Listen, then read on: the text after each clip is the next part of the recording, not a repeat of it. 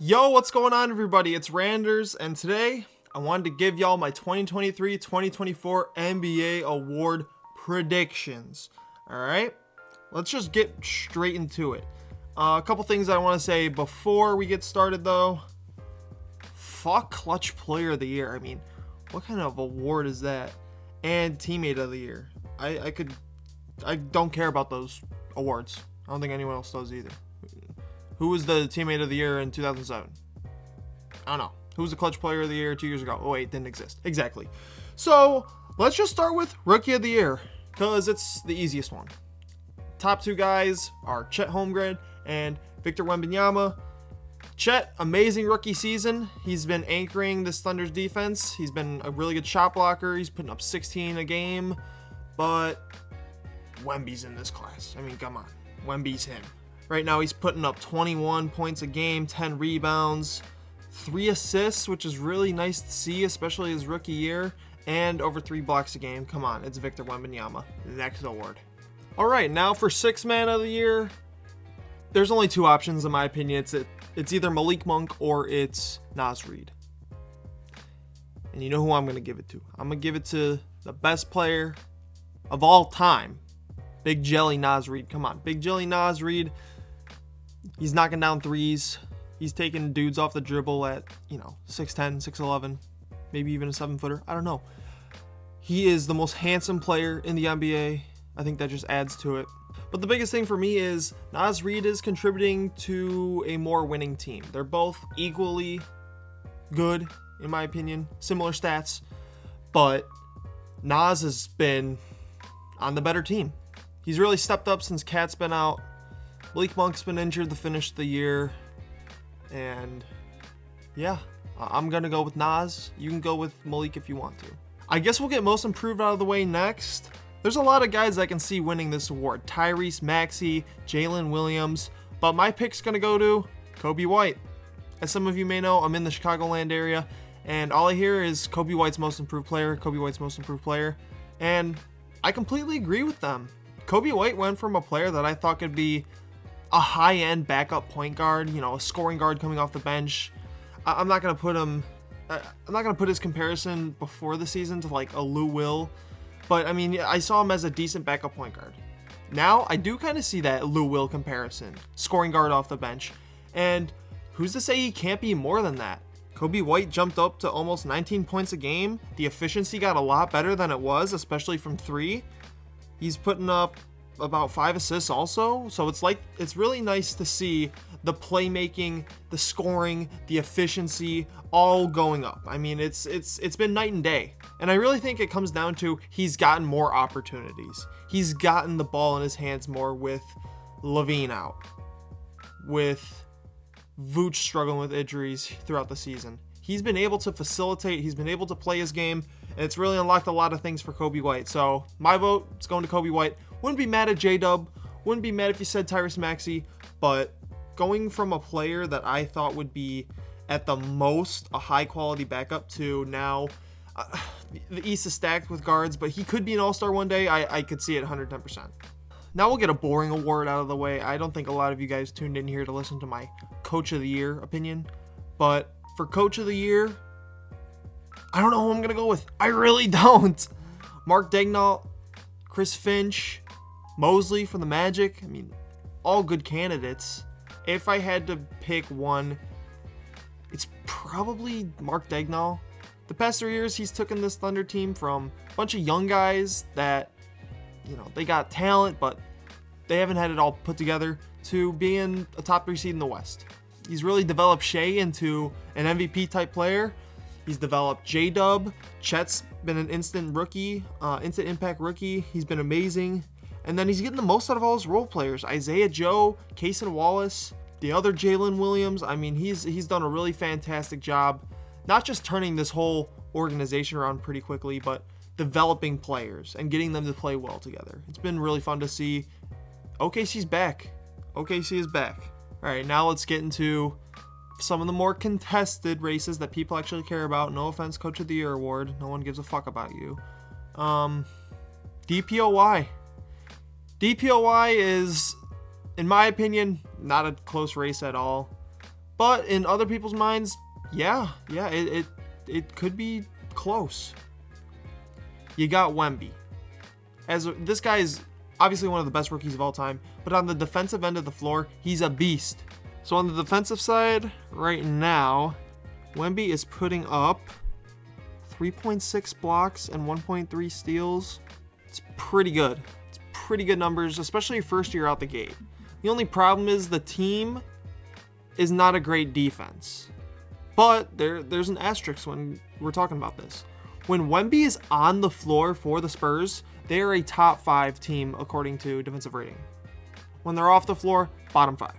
Trash. Horrible. So it's kind of bringing down the team's defense as a whole. Especially Wemby is not on the floor a lot. I mean, he's on this stupid minutes restriction shit, which, look, Pop, greatest coach of all time, do what you're going to do, but give Wemby some minutes. You know, I've been saying this. But anyways, he's one of the best players. Their defense is really good when he's on the floor. That's what it boils down to. But the team defense is still pretty bad, so I just don't think you can put Wemby as the DPOY when the team defense is in the 20s. I think they're 21st as of right now, which, yeah, your DPOY is not going to have the 23 defense in the league. Someone who is anchoring a top 3 defense in the league while also putting up 2.1 blocks and about half a steal a game is Rudy Gobert. I get it, Rudy's stats are not as good as Wemby's, but when you watch teams play, teams are still attacking Wemby somewhat. You do not see people attacking Rudy Gobert that much. He's been elite, and we all know this because he has 3 DPOYs already. I get it, a lot of people have voters fatigue. You don't want to see Rudy get his 4th when, you know, he's not at the caliber of some of these other all-time great defenders who have 4 DPOYs. But listen, Wemby's going to win the next 5, 6, 7. He might win the next 10 DPOYs in a row. I'm not even kidding you. This dude might average 5 blocks a game for the next decade. Wemby's going to get his. Let Rudy get his 4th. He deserves it. Top 3 team in defensive rating. And I feel like this is going to be the best defensive postseason run we'll see in NBA history from this Minnesota Timberwolves team. And it's mostly thanks to Rudy Gobert. Yeah, they have a lot of great point of attack defenders, but those guys only elevate Rudy Gobert's play. He's not having to cover up everyone else's weaknesses on that end. And that's why I think he deserves this DPOY. He's just swatting everything that gets by these great defenders, and he deserves it. He deserves it. Congrats, Rudy. 4th DPOY puts you in a really elite class. Good job. And now, the most prestigious award, individual award in sports. You heard me. The NBA's MVP is the most prestigious individual award in sports. It's close with the NFL's MVP, but I'm giving it to the NBA's. And fuck it, MLB, you have 2 of them. Hockey, look, I like hockey, but not a lot of people do. Soccer, come on, buddy, come on.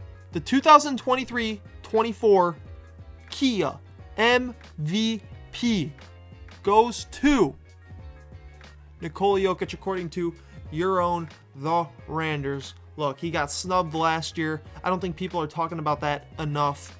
He got snubbed last year from winning his 3rd. He deserves it this year. He's having a great season. And look, other guys are too. Luka, baller. He's going to get at least 2, 3 in his career. But this is Nikola Jokic's time. It is his time. He was robbed last year. He's going to get his 3rd this year. He's going to get his 2nd chip, and he's going to cement himself as one of the greatest players in NBA history. Shea, Luka, great seasons. Giannis, I want to throw you in there. Jason Tatum, go fuck yourself. You're not getting into this honorable mention section. But Giannis, Shea, Luka, all great seasons. Giannis, he's a 2-time MVP, and he's already he's having the best season of his career. He's a 2-time MVP, and he's having the best season of his career. Put that into perspective. So, yeah, worthy candidate, better players. Shea, been great all year. Steals leader, 30-plus points a game. He's diming people up. But injuries as of late, team's not going to be the 1 seed. Kind of hurts your chances, in my opinion. but I feel like these top two guys have been separating themselves. Luka and Jokic. Luka, 34 points per game, 9 rebounds, 10 assists, 38% for 3, which is insane for 10 attempts a game. Luka's really good record. That's what it boils down to. I want the best player on the best team to win MVP. Jason Tatum, I am not talking to you, buddy. You are not an MVP type player. Okay? You are a Mickey Mouse Clubhouse leader. Mickey, get your ass back to Boston and lose in the Eastern Conference Finals or something. I don't know. That's what you like to do. When you are such a talented player as Nikola Jokic, your team struggles when you're off the court. And that's what I think the MVP means. When you look at the Nuggets, when Nikola Jokic is off the floor, bottom 5 team in the NBA. But when he's on the floor, the best in the NBA, reigning champion, Denver Nuggets. I think this award is fairly easy to determine. Nikola Jokic is your 2024 Kia MVP. Congratulations. 9th player to win 3 MVPs in a career. He's got to go get that second champ. And look out, because we might be looking at the second best center of all time after this year. I said it. I said it.